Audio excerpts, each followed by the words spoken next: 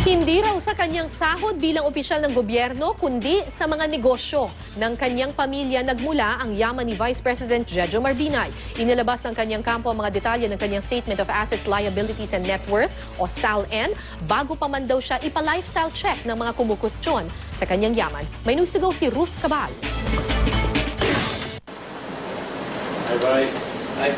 Paano lumaki ang halaga ng yaman ni Vice President Jejomar Binay mula nang maging public official siya sa kabila ng hindi naman kataasan ng kanyang sahod? Yan ang tanong ng ilang kritiko, lalo't 2.5 million pesos lang ang net worth ni Binay noong maging Makati Mayor siya noong 1988. Habang 60 million pesos na ito ngayon base sa pinakahuling SALN niya noong 2013. Git ng kanyang kampo, ang pinakamalaking kita raw ng mga Binay, hindi naman mula sa sahod lang, kundi sa kanilang mga negosyo kabilang ang isang farm. Nang ipagtanong ito ng GMA News sa Batangas, sa lugar na ito kami tinuturo ng mga residente at ng ilang barangay officials. Wala pang tugon ng mga Binay kung ito nga ang farm. Pero sabi ng kanyang kampo, may JCB farm daw si Binay, isang babuyan na pangunahing supplier ng isang kilalang meat shop.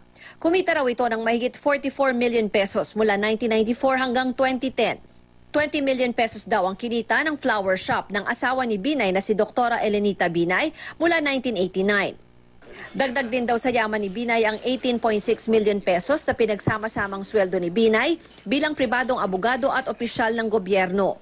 Sinama rin daw ni Binay sa SALN ang 13.4 million pesos na sobra sa natanggap niyang campaign contributions noong 2010 elections.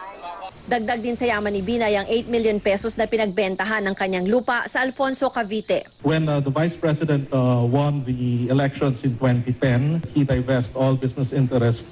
He sold the JCB farms in June of 2010. Bagamat wala na sa huling SALN ni Binay ang na-divest na farm, nakadeklara roon ang flower business ng asawa, 11 real estate properties at 2 sasakyan, at 28.7 million pesos na cash.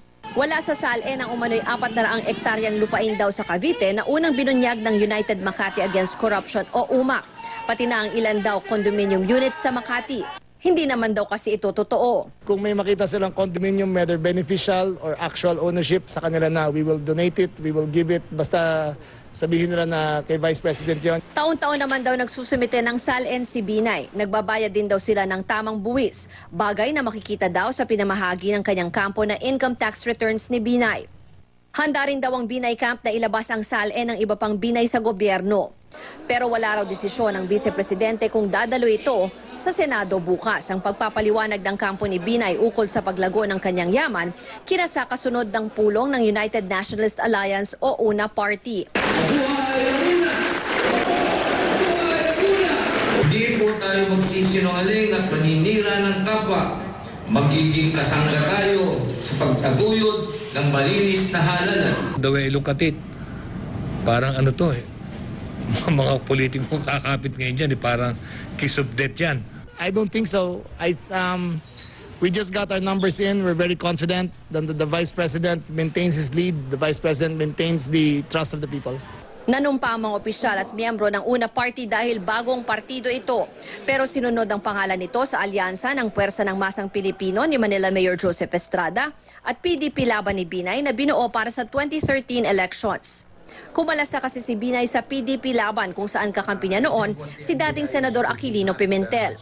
Presidente nito si Coco Pimentel na tumakbo sa administrasyon imbis na sa UNA.